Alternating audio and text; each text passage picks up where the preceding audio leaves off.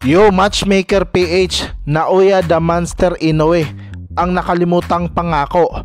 Dito nga po mga ka-matchmaker ay wala ng takas talaga sapagkat pinost nga po ni Cuadro Alas sa box record na number 2 na nga po siya, sumusunod kay Naoya the Monster Inoue na tinaguri ang pound for pound as of now nung matalo nga po niya ang Mexican fighter na si Luis Nery na dumayo para madepensahan.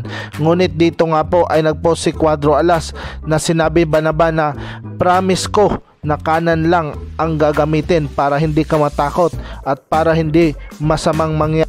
Ayon nga po kay Casimero na hindi dapat matakot itong si Naoya the Monster Inoue sapagkat killing me softly lang po daw, napakain pa ng banana Q si Cuadro Alas, General Casimero. At dito nga po wala nang vada test na nga po dahil wala na si Memo Heredia sa kanya.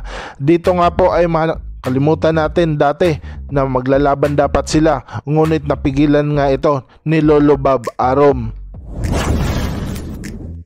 Samantala, Tyson Fury at Ryan King Garcia first time magkita sa Saudi Arabia pa.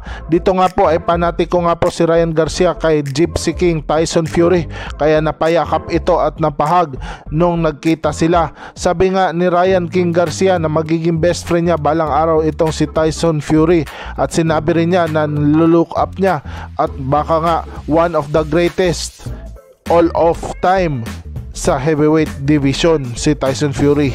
Dito nga po sikat na sikat ngayon si Ryan King Garcia nung napabagsak niya itong si Devin Haney. In-invite nga po siya ng promoter ng Saudi na si Turki Al-Sheikh para manood ng bakbakan.